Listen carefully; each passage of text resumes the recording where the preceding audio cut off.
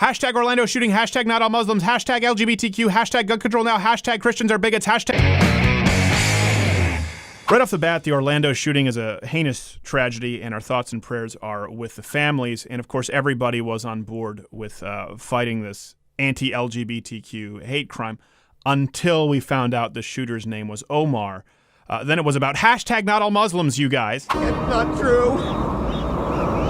That's impossible. Right away, celebrities, bloggers, even Mr. President pivoted to hashtag gun control now to make this act of terrorism about gun control. The NRA with the ACLU even going as far as suggesting that this is the fault of the Christian GOP for fostering this anti-gay environment. Meanwhile, the terrorist Omar, who may have ties to ISIS, specifically killed these people because they are gay. What was his influence? Well, it can be found here. Of course, these sentiments have been reiterated time and time again by imams across the globe, including this one in Orlando here. Death is the sentence. I mean, look.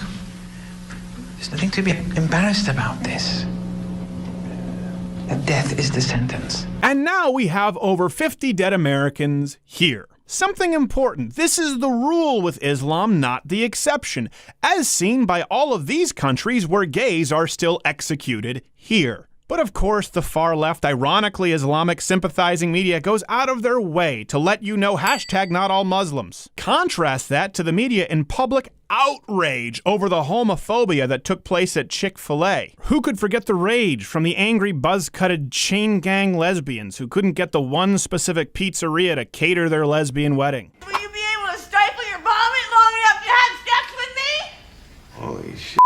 It always comes back to food with the angry lesbians. Yet American leftists turn a blind eye to the consistent mass murder of gays on behalf of Islam across the globe, and even when it occurs on our own soil. Why? Because hashtag gun control now, you guys. This is my rifle, this is my gun, this is for fighting, this is for fun. Let's make one thing clear. The goal of this administration, as well as the media, as displayed by the articles and countless tweets right here directed at me, is entirely to disarm the American populace. This is not a conspiracy. You can read my timeline on Twitter, read the comments here in this video section, go read leftist articles out in the news sphere, and look at the myths that are being pushed as they stand on the backs of those from this tragedy to ram through new gun control laws. What kind of myths? They'll tell you that Omar was on the terror watch list, and then say, why can somebody on the no-fly list be able to purchase a high-capacity rifle? Sounds reasonable, until you realize that anybody, you yourself, can be included on the no-fly list for no reason whatsoever. It doesn't mean anything. You don't have to have any terrorist affiliations to have ever committed a crime or even have a speeding ticket. That's why plenty of people have accidentally been put on the no-fly list,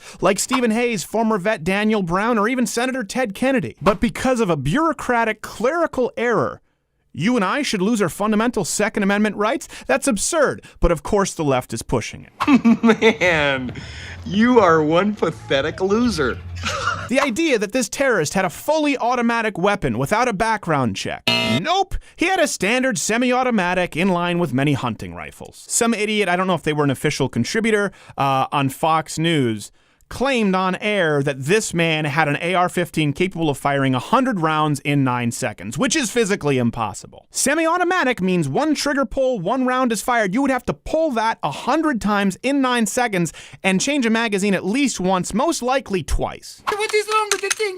Oh, fuck me, it's not working. But none of that truth matters when you want to ban this scary black rifle and blame the NRA, which is why the media is pushing yet another pervasive myth, that these mass shootings can be curbed by banning the scary high-capacity AR-15, despite the fact that the majority of mass shootings don't use one of these at all. Nope, just your run-of-the-mill handgun. But see, more people own basic handguns for home defense, so it's a harder sell to convince them that you'll ban all of those. So they'll just start arbitrarily with a scary-looking gun that's no more dangerous than your average hunting rifle and isn't even used in most mass shootings to begin with. Also, keep in mind the NRA is responsible, and Hillary Clinton wants families to be able to sue the gun manufacturers. Also, leftists are calling for the ban on some specific gay, bi, transsexuals donating blood to be lifted. So if these people are saved, at least they might wake up HIV positive. Hashtag love wins. How are you? What happened to your face?